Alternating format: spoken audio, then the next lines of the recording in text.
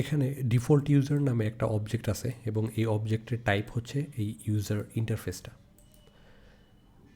এই ইউজার ইন্টারফেসের রোল নামে একটা প্রপার্টি আছে, এখানে আমরা টাইপ বলছি হচ্ছে স্ট্রিং, বাট আমরা জানি যে এই ইউজারের রোলটা স্ট্রিং হবে অবশ্যই, বাট স্ট্রিংয়ের ভেতরেও তিনটে স্পেসিফিক ভ্যালু হইতে পারবে। একটা হচ্ছে অ্যাডমিন, সেকেন্ডে হচ্ছে ইউজার, থার্ডে হচ্ছে সুপার অ্যাডমিন। সো আমাদেরকে এনশিওর করা লাগবে এটার ভ্যালুটা অবশ্যই স্ট্রিং হবে এবং স্ট্রিং হওয়ার পরেও এই তিনটা স্ট্রিংয়ের মধ্যে যে কোনো একটা হওয়া লাগবে।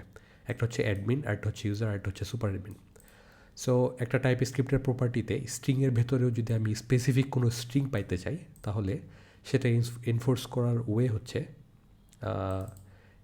এই প্রপার্টিতে এই তিনটা স্ট্রিংকে আমরা পাইপ দিয়ে যদি সেপারেট করি। সো ফার্স্টের স্ট্রিং পাইপ, সেকেন্ডের স্ট্রিং এবং পাইপ থার্ড স্ট্রিং।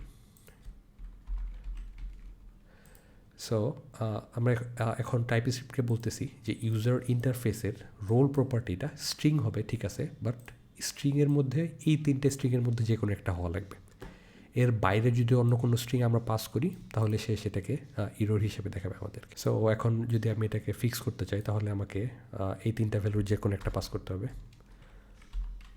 আমি যদি তার কাছে সাজেশন চাই, সে আমাকে এই তিনটা ভ্যালুই সাজেস্ট করতেছে। সো সুপার অ্যাডমিন সিলেক্ট করলে এই অবজেক্টের কিটা আর কোনো ইরর দেখাবে না টাইপস্ক্রিপ্টের থেকে।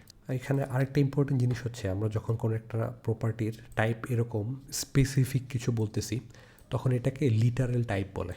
আমি যদি রোলের উপরে মাউস রাখি সে কিন্তু বলবে না যে এই ইউজার ডট রোলের টাইপ হচ্ছে স্ট্রিং, স্ট্রিংয়ের ভিতরে এগুলো, বাট সে আমাকে বলতেছে ইউজারের টাইপ হয়তো অ্যাডমিন নয়তো ইউজার অথবা সুপার অ্যাডমিন।